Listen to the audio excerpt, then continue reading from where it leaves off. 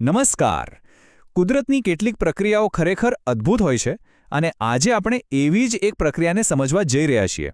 આપણે વાત કરીશું આહાર શૃંખલા વિશે, એટલે કે કેવી રીતે ઊર્જા એક જીવમાંથી બીજા જીવ સુધી પહોંચે છે. ચાલો આ રસપ્રદ દુનિયામાં એક ડૂબકી મારીએ. ક્યારે વિચાર આવ્યો છે કે જંગલમાં જે ઘાસ ઉગે છે એમાં રહેલી તાકાત, એ ઊર્જા છેક પેલા શક્તિશાળી સિંહ સુધી પહોંચે છે કેવી રીતે? બસ આ જ સવાલ આપણને આજના વિષયના મૂળ સુધી લઈ જાય છે. આખરે પ્રકૃતિમાં ઊર્જાની આ સફર છે શું? તો આપણા સવાલનો જવાબ છે આહાર શૃંખલા.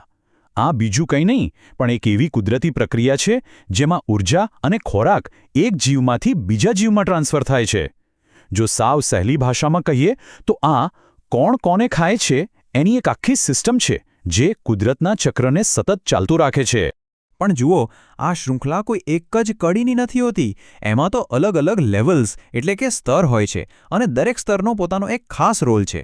તો ચાલો આ ઊર્જાના પ્રવાહની દરેક કડીને જરા નજીકથી જોઈએ. તો જુઓ, આખી સિસ્ટમનો એક નકશો અહીં આપણી સામે છે.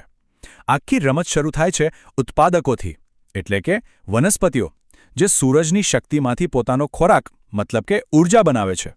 પછી આવે છે પ્રાથમિક ઉપભોક્તા, જે શાકાહારી પ્રાણીઓ છે, જેમ કે હરણ, જે આ વનસ્પતિઓને ખાય છે. એ પછી ઊર્જા પહોંચે છે દ્વિતીય અને તૃતીય ઉપભોક્તા સુધી, જે માંસાહારી છે. પણ વાર્તા અહીં પૂરી નથી થતી. છેલ્લે આવે છે સૌથી મહત્વના ખેલાડી, વિઘટકો.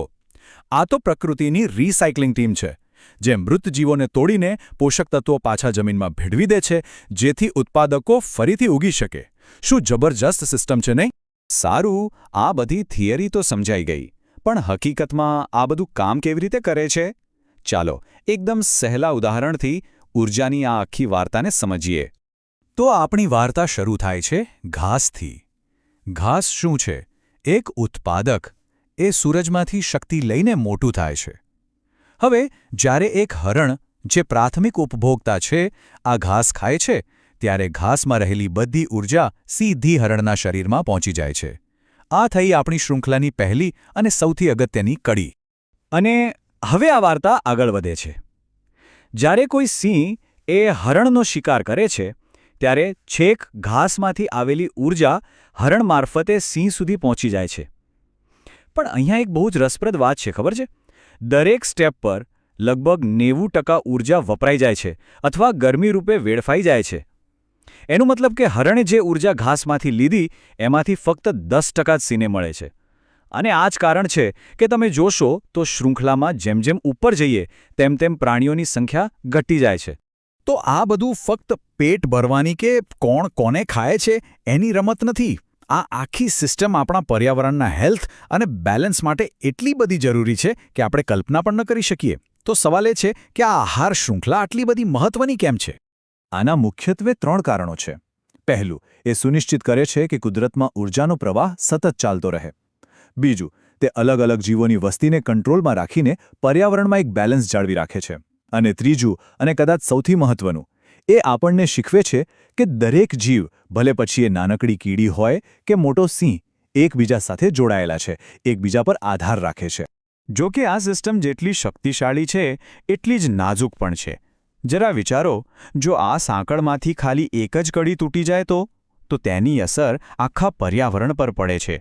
તો ચાલો જોઈએ કે કઈ વસ્તુઓ આ બેલેન્સને બગાડી રહી છે અને આપણે એને બચાવવા શું કરી શકીએ. અહીંયા 2 બાજુઓ સ્પષ્ટ દેખાય છે. એક તરફ છે સમસ્યાઓ, જેમ કે જંગલોનો નાશ, પ્રદૂષણ અને વધુ પડતો શિકાર. આ બધું કુદરતના આ સંતુલનને તોડી રહ્યું છે. અને પછી બીજી તરફ છે એના ઉપાયો, જંગલો અને જંગલી જીવોને બચાવવા અને આપણા પર્યાવરણની દેખભાળ કરવી. પસંદગી આપણે કરવાની છે કે આપણે કઈ બાજુ ઊભા રહેવું છે. તો આ બધી વાત પછી ચાલો એક છેલ્લા સવાલ પર વિચારીએ. આ આખી આહાર શૃંખલામાં સૌથી અગત્યની કડી કઈ છે?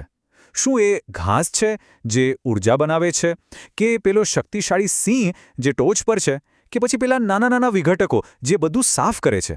જરા વિચારવા જેવી વાત છે. કદાચ સાચો જવાબ એ જ છે કે કોઈ એક કડી સૌથી મહત્વની નથી, કારણ કે દરેક કડી વગર આખી સાંકળ જ તૂટી જાય.